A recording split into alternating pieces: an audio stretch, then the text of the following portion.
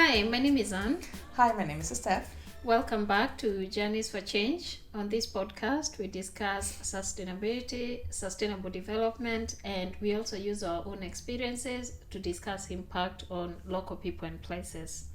On today's episode, we'll be discussing World Environment Day and its main theme, beat plastic pollution.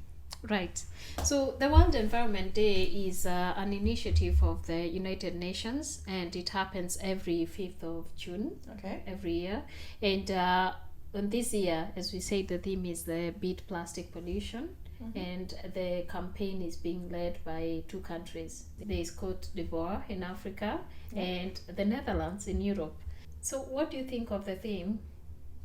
Well, I think it's important and very relevant, and it's giving us the opportunity to rethink what our consumption trends are and how we can act, or what we can do rather, in terms of reducing our plastic consumption, especially the single-use one, and how we can positively impact the environment.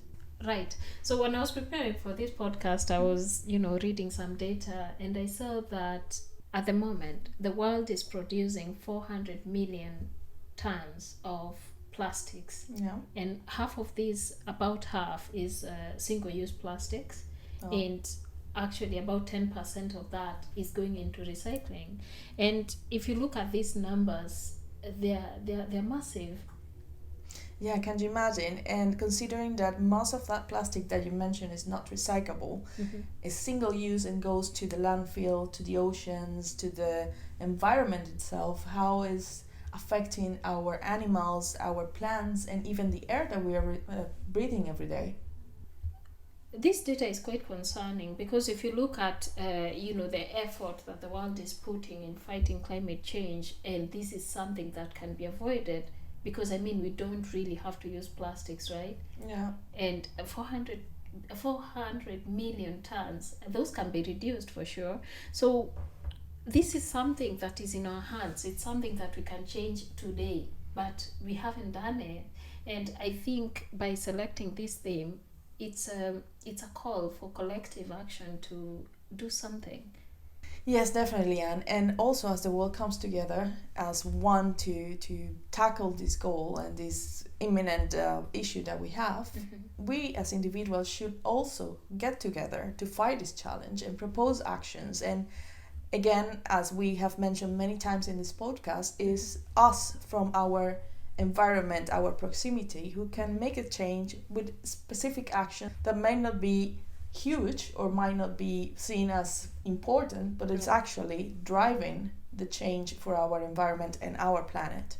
Exactly, because I think we said it last week, it's about using the tools that we have, and it starts in your little space, in your house. Recycling, that is one of the biggest things that we can do.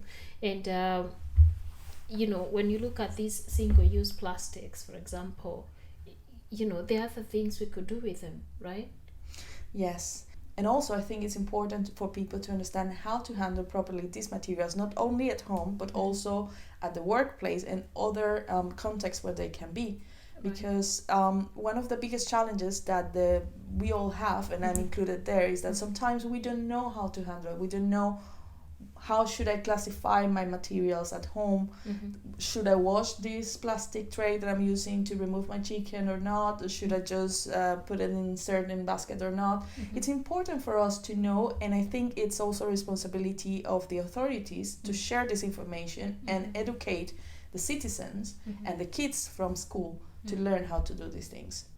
Yes, true. And there are a lot of resources that we also have access to. Like the World Environment Day website has a lot of information and guidelines on how to, use plastics, or at least reduce the use of plastics. And I think these are resources that people can access, organizations, or as you mentioned, authorities can use to share with people and create this awareness and make sure that people know plastics are not good for the environment. Yeah, and also what is the potential impact on our health as individuals?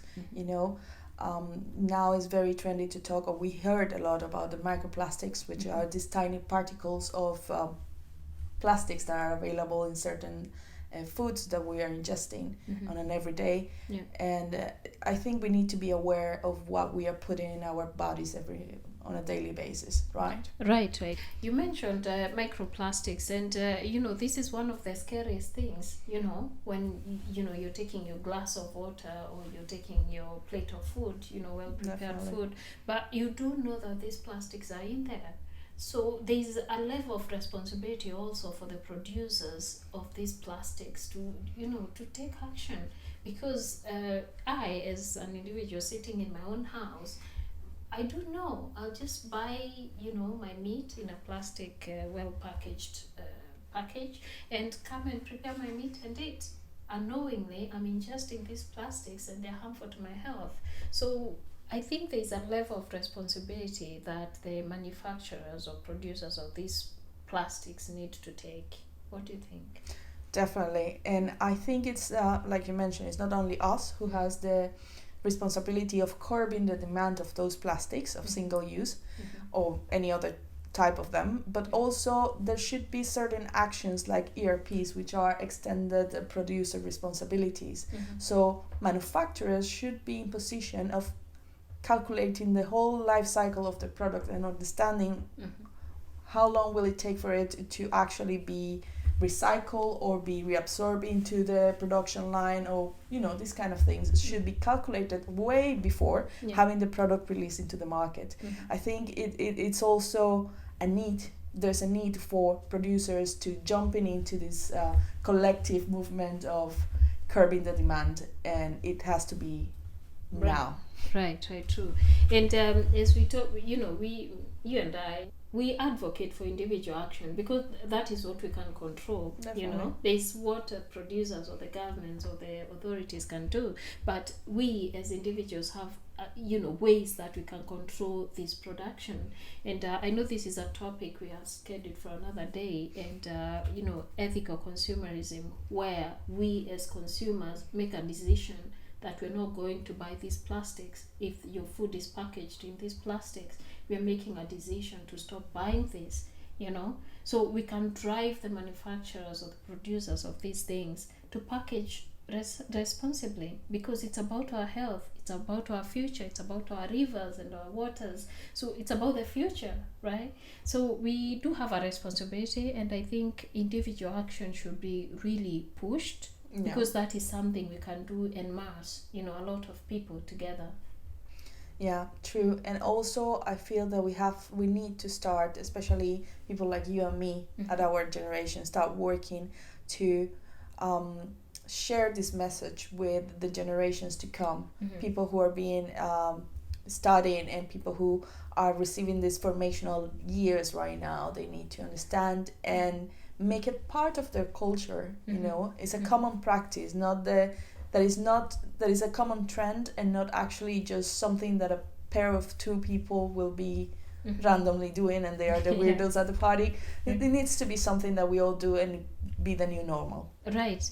And that's why, for example, this podcast, it makes me happy because we make a difference in our own small way. We use what we have, we make a difference. Imagine if this was being replicated everywhere, True. I love the idea of storytelling and talking, using your platforms. We are lucky, we're in the era of social media where you can actually make a difference sitting in your own house because you shared something that can influence other people.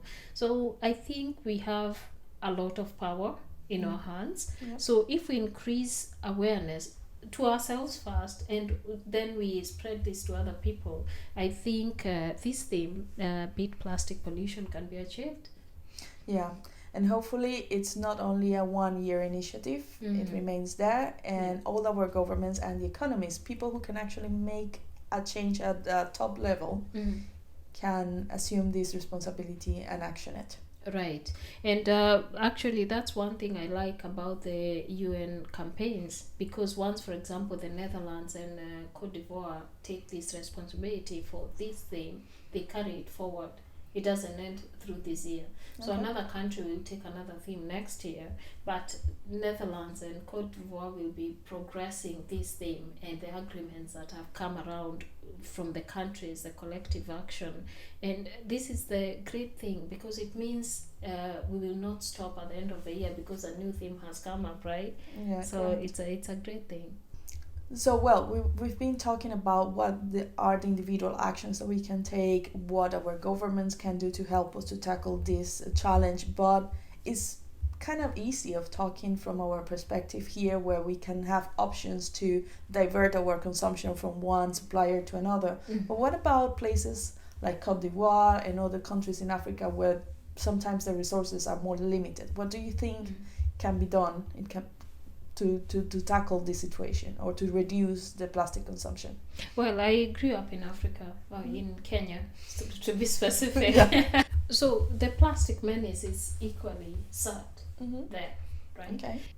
What I've seen is the initiatives, especially first from regulations from the governments, and also from the private sector. The private sector has been quite active, ensuring that they're contributing to reducing plastic use. In Kenya, for example, a couple of years ago, use of certain plastics was banned, and you could see the change, you could feel it, because initially, before this was done, if you walk around or you cross a river, you'll see plastics in there. But these things reduced and changed, and it's impressive. And when something like this is done, and it's done effectively, and you start seeing change, people get into the habit of not using plastics. So I think in Africa there is that willingness, and also the view that this pollution is affecting us. And one thing I really like about Africa is the willingness of the people to achieve things for community. And it's so powerful that if you say today we are going to stop plastics, you'll see people coming together to actually do it. There's a very strong community sense in Africa. So I believe this will lead the way in introducing a menace like plastics, and in general climate change. It's actually good to see that there is a sense of community, a strong sense of community in Africa, which I think it has been one of the challenges that we have had in the Western side of the world, where the tendency is to be more individualistic, me in my space, and not always thinking of where my rights are and where the others start, right? However, in places like Europe and in America, the regulations towards curbing the demand of plastic consumption has been very strong and stay in place, and they are trying to change the tendency and trying to oblige people and the productions to be more environmentally friendly and be on top of what is the impact that they are causing into the environment, and be more responsible, and also sharing the information to the consumers. Which I think is important because it raises awareness, as you were mentioning before. Yeah, so I think looking at both the sense of communal responsibility and also the regulatory side of things, I think a lot can be achieved. So on this World Environment Day, I hope that a lot of people will actually have a look at the resources available on the website, on the World Environment Day website, and also the UNEP, United Nations Environmental Program website, because we need to do better. We for sure need to do better. We have responsibility to our oceans, our rivers, our forests. We have a responsibility, and we can do something. Yeah, especially a responsibility to our future generations. So hopefully all the people that have been listening to this podcast today has learned something new. And also remember that it's never too late to jump into this amazing journey of sustainability, because it's not the goal, it's the journey. Exactly. Thank you for joining us once again on this podcast, and we hope you've enjoyed this discussion, and we hope to see you soon.